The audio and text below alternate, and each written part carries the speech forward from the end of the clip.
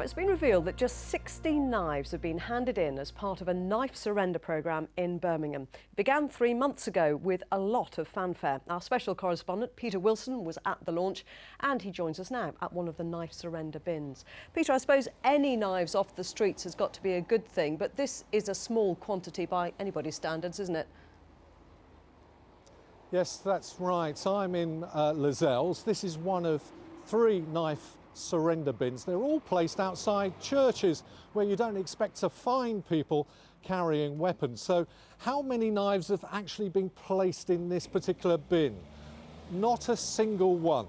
But the organisers say that the campaign is not a failure.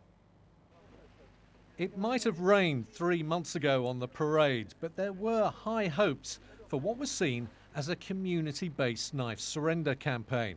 Yet the bins, only 3 of them, were put outside places of worship rather than police stations or community centres. And since February, only 16 knives have been handed in. It's had an impact, and clearly any knife that's taken off the streets is one knife that could have committed a murder. So it's a slow start. We're hoping it will accelerate, and in fact our partner Words for Weapons say that's the pattern elsewhere. In London it started slowly but constantly accelerated. Previous knife amnesties have seen hundreds of weapons handed in. People were demanding action after a series of knife attacks saw 5 young people killed in Birmingham, including rap star Joshua Ribera. His mother offered to help publicise the campaign, but nothing happened. She says education is the key to changing young people's attitudes to knives. If you can send them in an opposite direction from knife crime, from street crime, from any kind of crime, that's successful. If you can guide them in another direction, it could prevent more deaths and more violence, and that's really important.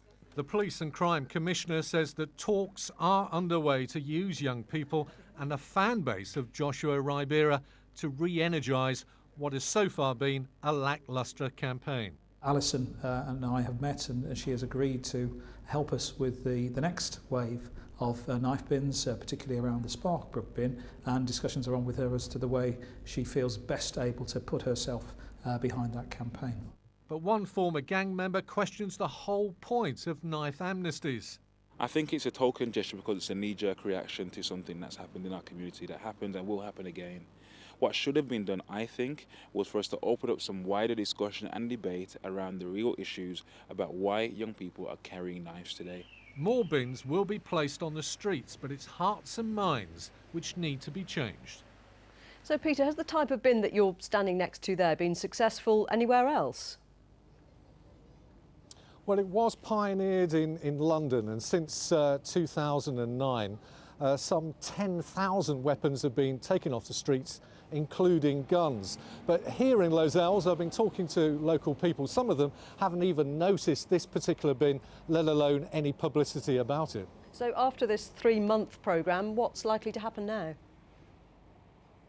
Well, we're going to get an extra 5 bins. They're not necessarily going to be outside churches or mosques, but clearly, in order to make this campaign successful, you've got to energise people, you've got to excite people, you've got to draw people in, and really we're talking about young people, and the message at the moment doesn't seem to be getting out there. Perhaps if Alison Cope, and using Joshua Ribera's reputation and his charisma, he of course lost his life to knife crime, perhaps that can reach out to young people.